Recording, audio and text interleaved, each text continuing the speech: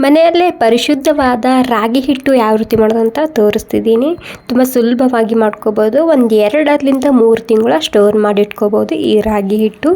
ಇದೇ ಹಿಟ್ಟು ಬಳಸ್ಕೊಂಡು ರಾಗಿ ಹಿಟ್ಟಿನಲ್ಲಿ ಮಾಡಬಹುದಂತಹ ಪ್ರತಿಯೊಂದು ರೆಸಿಪಿನೂ ನೀವು ಇದರಲ್ಲಿ ಮಾಡ್ಕೋಬೋದು.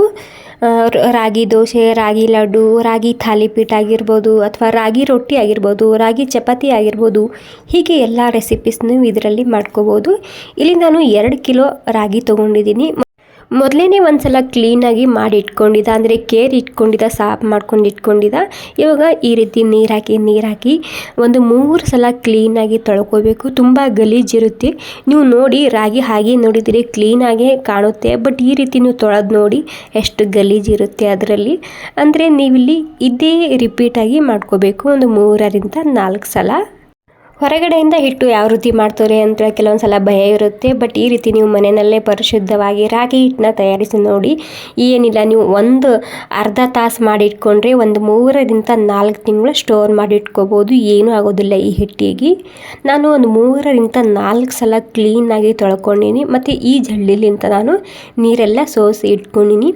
ಇವಾಗ ಏನಿಲ್ಲ, ಫ್ಯಾನಿನ ಗಾಳಿಗೆ ಇದಕ್ಕೆ ಒಣಗೋದಕ್ಕೆ ಬಿಡಬೇಕು. ಬಿಸಿಲಿನಲ್ಲಿ ಒಣಗಿಸ್ಕೋಬಾರ್ದು, ಫ್ಯಾನಿನ ಗಾಳಿಗೆ ಒಣಗಿಸ್ಕೋಬೇಕು. ಇವಾಗ ನೋಡಿ ಪೂರ್ತಿಯಾಗಿ ಡ್ರೈ ಆಗಿದೆ. ಇವಾಗ ಒಂದು 2 ದಿನ ಇದಕ್ಕೆ ಫ್ಯಾನಿನ ಗಾಳಿಗೆ ಬಿಟ್ಟಿದ್ದ. ಇವಾಗ ಮಿಲ್ಲಲ್ಲಿ ಹೋಗಿ ಅದನ್ನು ಹಿಟ್ಟನ್ನ ಹಾಕಿಸ್ಕೊಂಬರ್ಬೇಕು. ಇವಾಗ ಹಿಟ್ಟು ಹಾಕಿಸ್ಕೊಂಬಂದಾಗಿದೆ. ಇದನ್ನು ಸೋಸಿ ತೊಗೊಂಡಿದ್ದೀನಿ. ಇವಾಗ ಇದೇ ಹಿಟ್ಟು ಬಳಸ್ಕೊಂಡು ಮನೆಯಲ್ಲೇ ಪರ್ಫೆಕ್ಟಾಗಿ ತುಂಬ ಸಾಫ್ಟಾಗಿ ರಾಗಿ ರೊಟ್ಟಿ ಯಾವ ರೀತಿ ಮಾಡೋದಂತ ತೋರಿಸ್ತಿದ್ದೀನಿ. ಇಲ್ಲಿ 1 ಗ್ಲಾಸ್ ರಾಗಿ ಹಿಟ್ಟು ಮತ್ತು 1 ಗ್ಲಾಸ್ ನೀರು ತೊಗೊಂಡಿದ್ದೀನಿ. ಅಂದರೆ 2 ಸಮ ಕ್ವಾಂಟಿಟಿದಲ್ಲಿ ಇರಬೇಕು.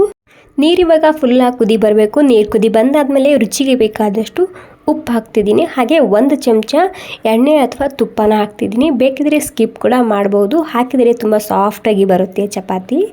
ಇವಾಗ ನೀರು ಕುದಿ ಬಂದಾದಮೇಲೆ ಗ್ಯಾಸ ಬಂದ್ ಮಾಡ್ಕೋಬೋದು. ಬಂದ್ ಮಾಡ್ಕೊಂಡು ಹಿಟ್ಟನ್ನ ಹಾಕ್ತಿದ್ದೀನಿ. ಅಂದರೆ ಇಲ್ಲಿ ನೀರಿನ ಕ್ವಾಂಟಿಟಿ, ಹಿಟ್ಟಿನ ಕ್ವಾಂಟಿಟಿ ಕರೆಕ್ಟ್ ಆಗಿರಬೇಕು. ಅಂದರೆ ಸಮ ಪ್ರಮಾಣದಲ್ಲಿ ತೊಗೊಳ್ಳಿ.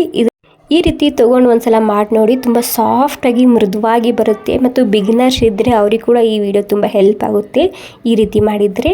ಇವಾಗ ನೀಟಾಗಿ ಮಿಕ್ಸ್ ಮಾಡ್ಕೊಂಡು ಒಂದು 5 ನಿಮಿಷ ಇದಕ್ಕೆ ಮುಚ್ಚಿಡ್ತಿದ್ದೀನಿ. ಯಾಕಂದರೆ ಇದು ತುಂಬ ಬಿಸಿ ಅಲ್ವಾ, ಹೀಗಾಗಿ.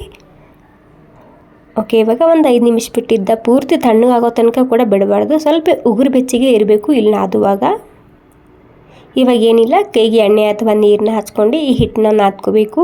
ಇಲ್ಲಿ ನೀರಿನ ಅವಶ್ಯಕತೆ ಏನಿಲ್ಲ. ಸೊ ಇವಾಗ ಕೈಗೆ ಎಣ್ಣೆ ಹಚ್ಕೊಂಡು ಒಂದು 3ರಿಂದ 4 ನಿಮಿಷ ನೀಟಾಗಿ ಸಾಫ್ಟಾಗಿ ಹಿಟ್ಟನ್ನ ನಾದ್ಕೋಬೇಕು. ಈ ರೀತಿ ನಾದ್ಕೊಂಡ್ರೆ ತುಂಬ ಸಾಫ್ಟಾಗಿ ಮೃದುವಾಗಿ ಮಾಡ್ಕೋಬೋದು ರೊಟ್ಟಿ. ಸೊ ನೋಡಿ ಎಷ್ಟು ಸಾಫ್ಟಾಗಿ ಮೃದುವಾಗಿ ಬಂದಿದೆ ಹಿಟ್ಟು, ನೀವು ನೋಡ್ತಿರ್ಬೋದು. ಇಲ್ಲಿ ನಿಮಗೆ ಜಾಸ್ತಿ ಸಾಫ್ಟ್ ಆಗಿತ್ತು ಹಿಟ್ಟಂದರೆ ನೀವಿಲ್ಲಿ ಒಣ ಹಿಟ್ಟನ್ನ ಸೇರ್ಕೋಬೋದು. ಒಂದು ಸ್ವಲ್ಪ ರಾಗಿ ಹಿಟ್ಟು. ವಾವ್, ನೋಡಿ ಬೆಣ್ಣೆ ಥರ ಬಂದಿದೆ ಈ ಹಿಟ್ಟು.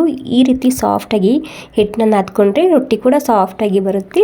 1 ಗ್ಲಾಸ್ ಹಿಟ್ಟಲ್ಲಿ ಸುಮಾರು ಒಂದು 6ರಿಂದ 7 ರೊಟ್ಟಿನ ಮಾಡ್ಕೋಬೋದು. ದೊಡ್ಡ ಸೈಜಿನ ಬೇಕಂದರೆ ಒಂದು 5 ರೊಟ್ಟಿನ ಮಾಡ್ಕೊಳ್ಳಿ. ತುಂಬ ಸಾಫ್ಟಾಗಿ ಮೃದುವಾಗಿ ಬರುತ್ತೆ. ಸೊ ವಯಸ್ಸಾದವರಿಗೆ ಅಥವಾ ಮಕ್ಕಳಿಗೆ ಮಾಡಿಕೊಡ್ಬೋದು ಈ ರೆಸಿಪಿ. ಮತ್ತು ತುಂಬ ಹೆಲ್ದಿ, ರಾಗಿಯಲ್ಲಿ ಮಾಡಿದಂತಹ ಯಾವುದೇ ರೆಸಿಪಿ ಇರಲಿ. ಇವಾಗ ಬಾಕಿ ಹಿಟ್ಟು ನಾನು ಹಾಗೆಯೇ ಮುಚ್ಚಿಡ್ತಿದ್ದೀನಿ ಒಂದು ಕಾಟನ್ ಬಟ್ಟೆನಲ್ಲಿ. ಮತ್ತು ಇಲ್ಲಿ ಒಣ ಹಿಟ್ಟು ನಾನು ಗೋಧಿ ಹಿಟ್ಟು ತೊಗೊಂಡಿದ್ದೀನಿ. ಸೊ ಗೋಧಿ ಹಿಟ್ಟು ಹಚ್ಕೊಂಡು ಲಟ್ಟಿಸ್ಕೊಳ್ಳಿ.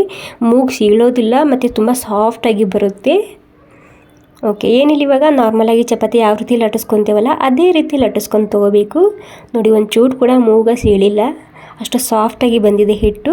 ಎಲ್ಲನೂ ಒಂದೇ ಸೈಜ್ನಲ್ಲಿ ಬೇಕು ಅನ್ನೋದಾದರೆ ಈ ರೀತಿ ಕಟ್ ಮಾಡ್ಕೊಳ್ಳಿ. ಇಲ್ಲಾಂದರೆ ಹಾಗೆ ಕೂಡ ಬೇಯಿಸ್ಕೋಬೋದು. ನಾರ್ಮಲಾಗಿ ರೊಟ್ಟಿ ಯಾವ ರೀತಿ ಬೇಯಿಸ್ಕೊತೇವಲ್ಲ ಆ ರೀತಿ.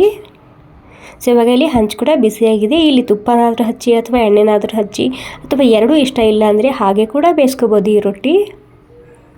ನೀವು ನೋಡಿ ಎಷ್ಟು ಸಾಫ್ಟಾಗಿ ಮೃದುವಾಗಿ ಬಂದಿದೆ ಅಂತ ನಿಮ್ಗೆ ನೋಡಿದ್ರೆ ಗೊತ್ತಾಗ್ತಿರ್ಬೋದು. ಸೊ ಈ ವಿಧಾನದಲ್ಲಿ ಮಾಡಿ ನೋಡಿ, ಖಂಡಿತ ಸಾಫ್ಟಾಗಿ ಮೃದುವಾಗಿ ಬರುತ್ತೆ. ಟಿಫಿನ್ಗೆ ಮಾಡೋದಾದರೆ ಸ್ವಲ್ಪ ಸಣ್ಣ ಮಾಡ್ಕೊಳ್ಳಿ. ಇಲ್ಲ ಅಂದರೆ ಊಟಕ್ಕೆ ಮಾಡೋದಾದರೆ ಸ್ವಲ್ಪ ದೊಡ್ಡ ಸೈಜಿನ ಮಾಡ್ಕೊಂಡ್ರೆ ಭೀ ನಡೆಯುತ್ತೆ ಈ ರೊಟ್ಟಿ. ಸೂಪರ್ ಆಗಿರುವಂತಹ ಹೆಲ್ದಿ ಆಗಿರುವಂತಹ ರಾಗಿ ಹಿಟ್ಟಿನ ರೊಟ್ಟಿ ರೆಡಿಯಾಗಿದೆ. ಸೊ ನೋಡಿ ಎಷ್ಟು ಸಾಫ್ಟಾಗಿ ಮೃದುವಾಗಿ ಬಂದಿದೆ ಅಂಥೇಳಿ.